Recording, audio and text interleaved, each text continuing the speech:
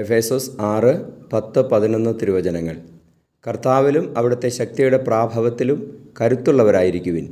സാത്താൻ്റെ കുടില തന്ത്രങ്ങളെ എതിർത്ത് നിൽക്കുവാൻ ദൈവത്തിൻ്റെ എല്ലാ ആയുധങ്ങളും ധരിക്കുവിൻ. പരിശുദ്ധ പരമദിവ്യ കാരുണ്യീശോയ്ക്ക് എന്നേരവും ആരാധനയും സ്തുതിയും പുകഴ്ചയും ഉണ്ടായിരിക്കട്ടെ.